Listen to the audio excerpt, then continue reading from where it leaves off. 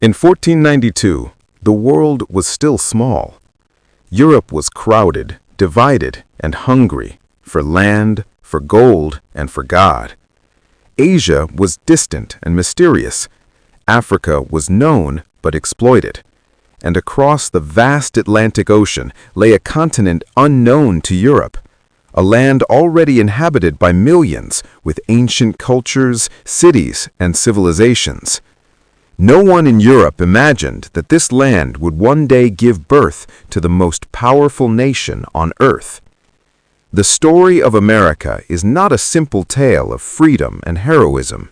It is a story of ambition and brutality, hope and hypocrisy, genius and greed. It is a story of empires rising and falling, of people displaced and dreams built, and of a nation that would grow from fragile colonies into a global superpower by the early 20th century.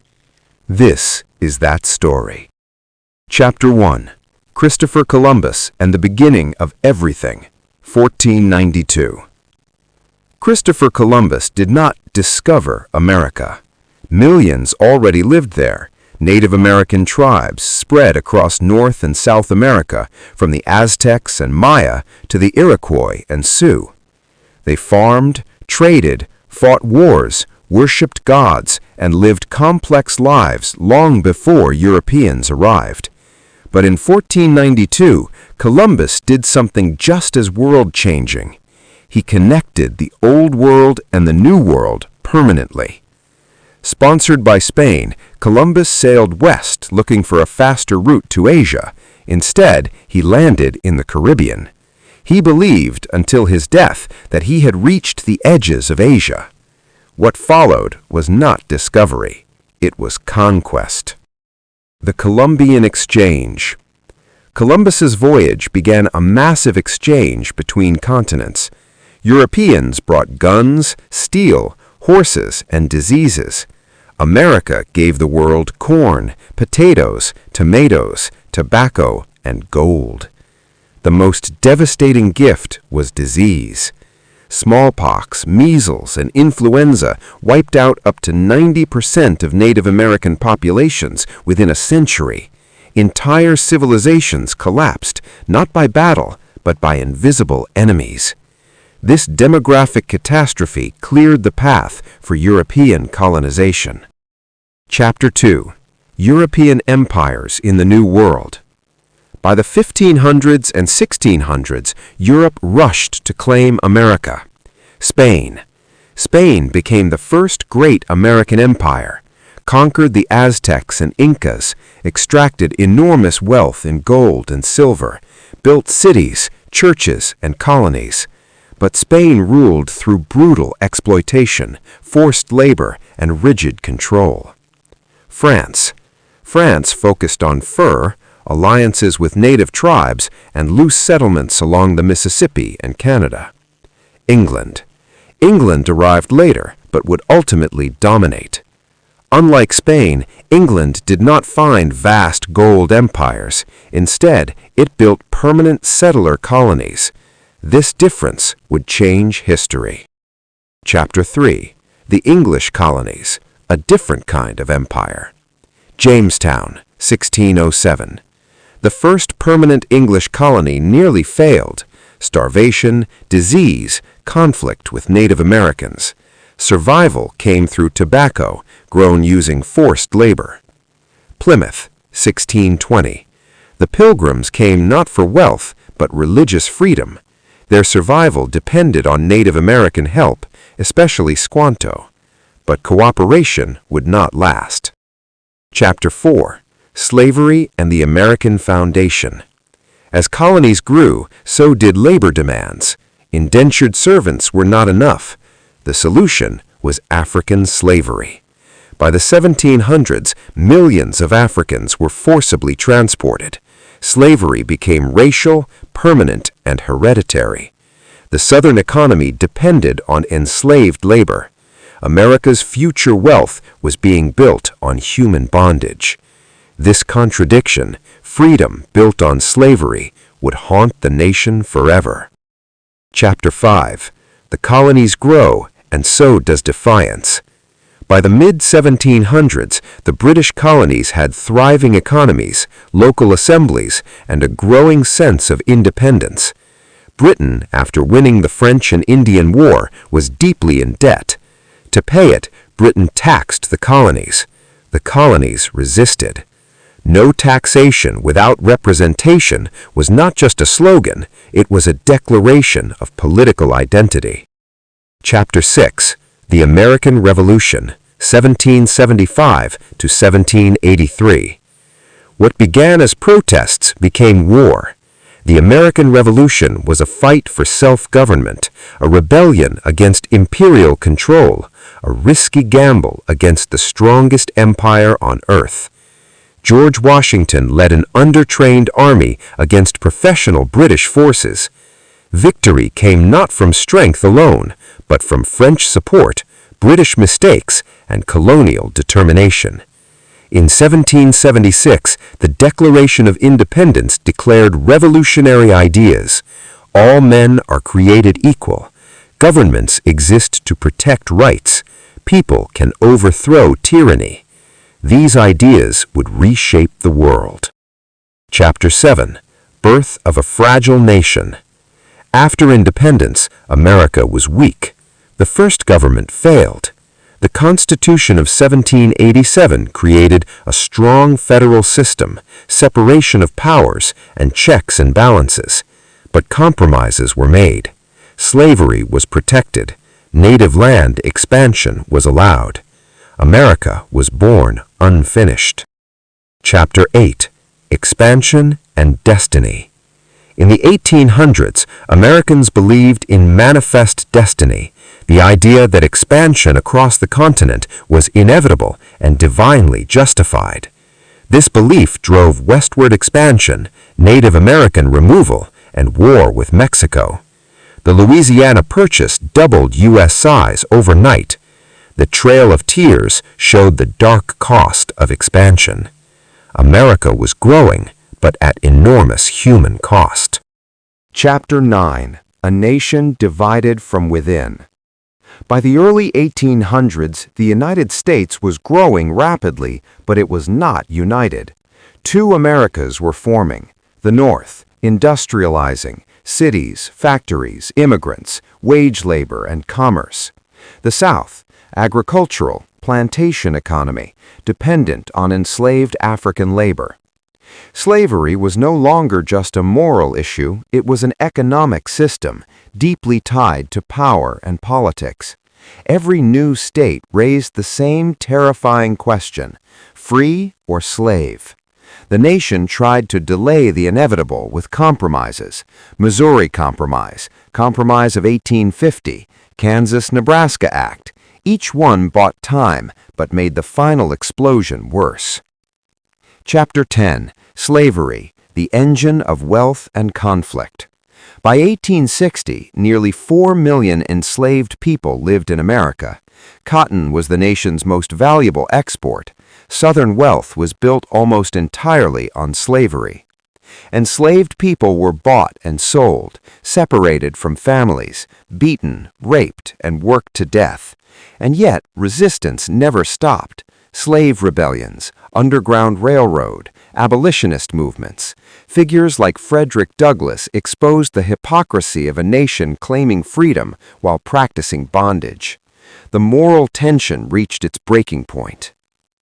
Chapter 11. The Civil War, 1861 to 1865, America's bloodiest conflict. When Abraham Lincoln was elected president in 1860, Southern states saw it as a death sentence for slavery. They seceded. War followed.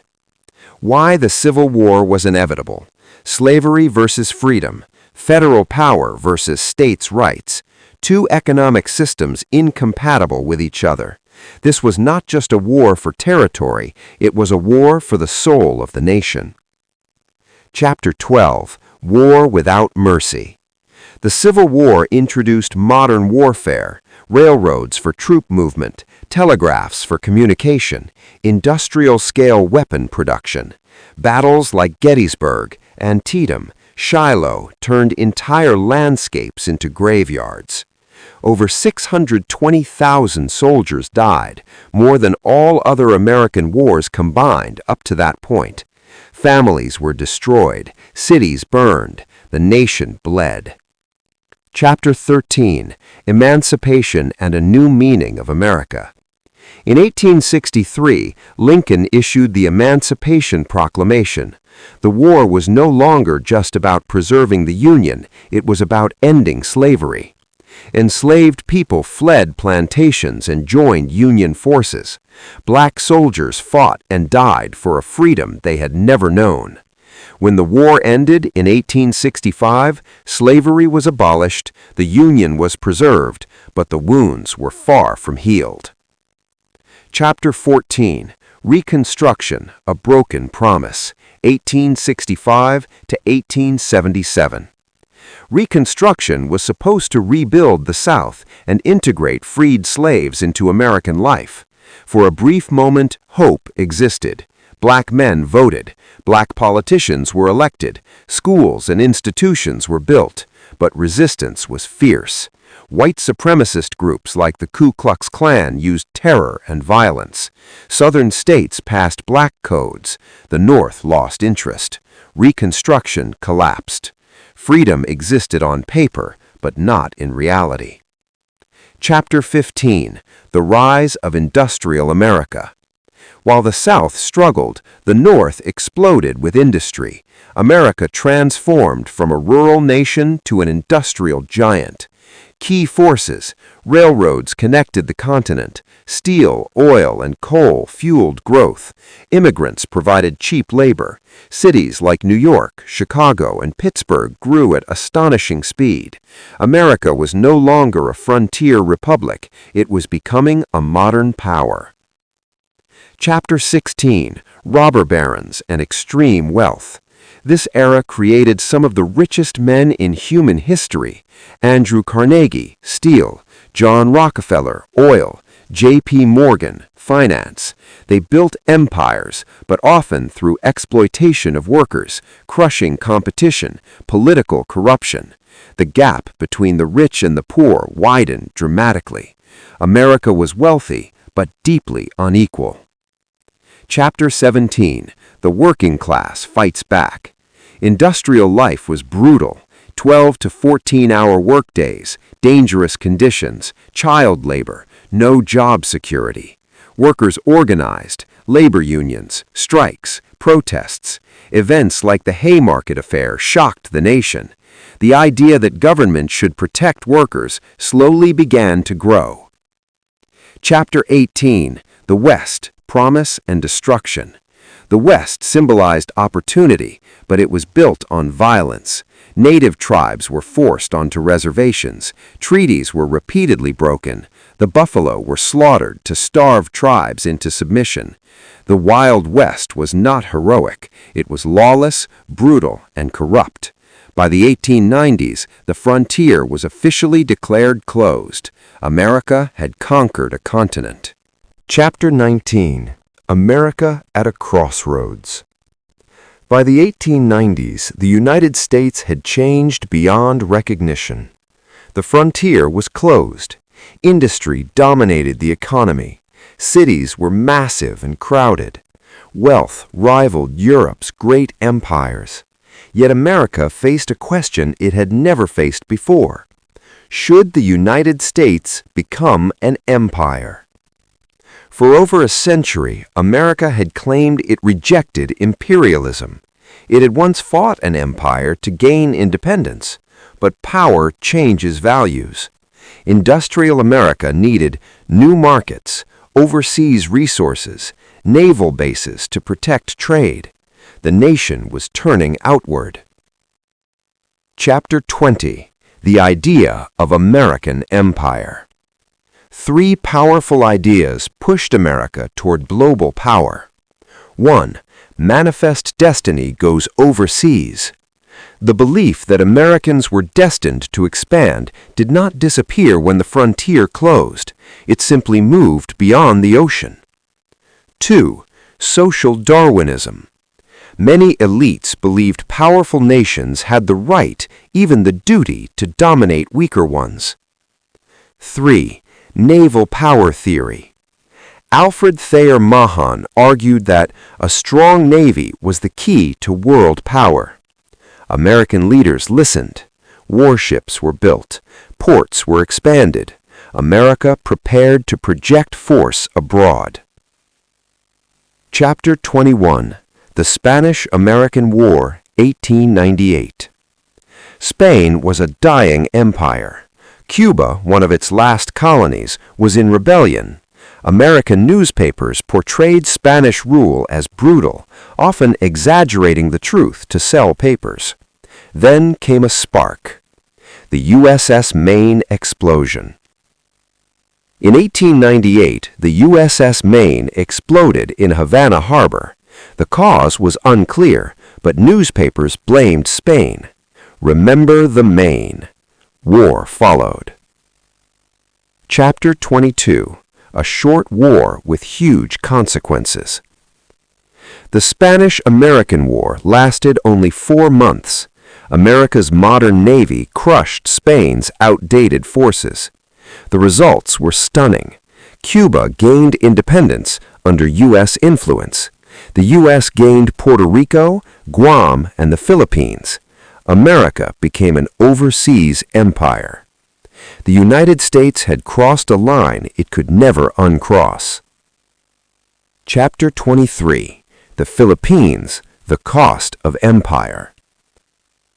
Filipinos had fought Spain expecting independence. Instead, they got new rulers. The Filipino-American War followed.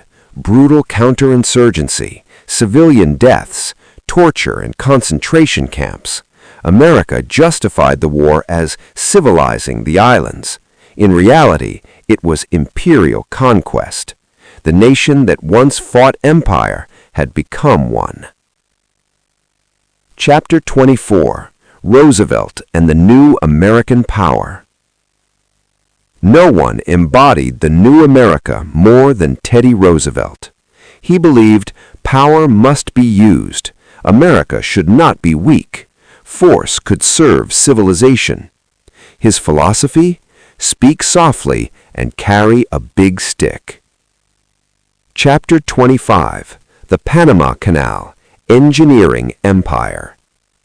To control global trade, America needed control of oceans. Roosevelt supported a rebellion in Panama against Colombia. The result? Panama gained independence. The U.S. gained control of the Panama Canal.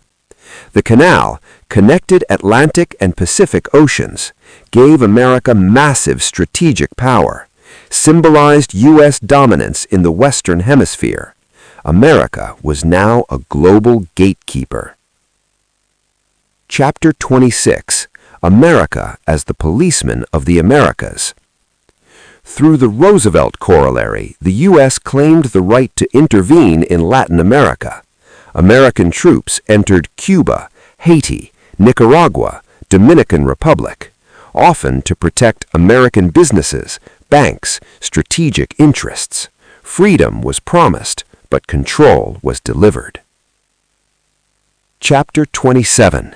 Progressivism, Reform at Home. While America expanded abroad, it faced crisis at home.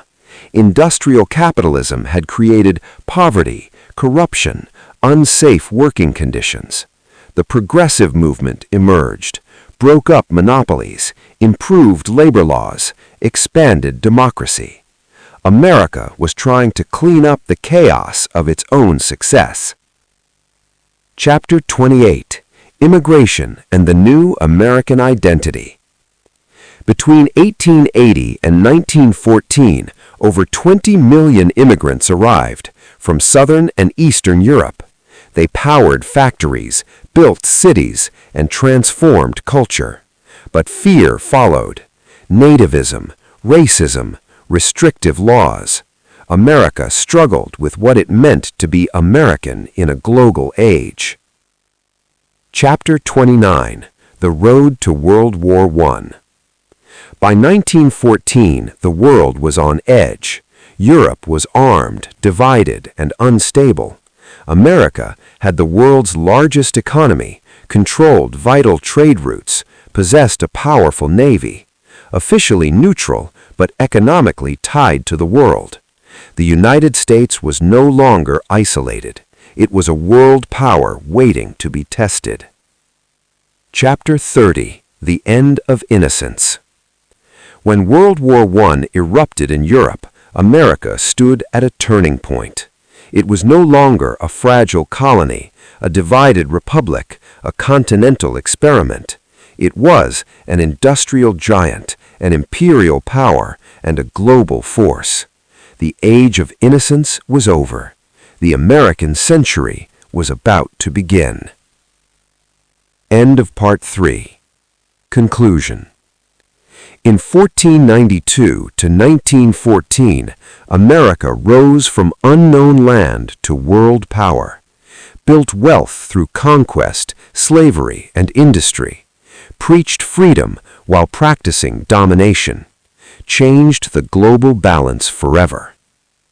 This rise was not pure, not gentle, and not accidental. It was violent, ambitious, and transformative.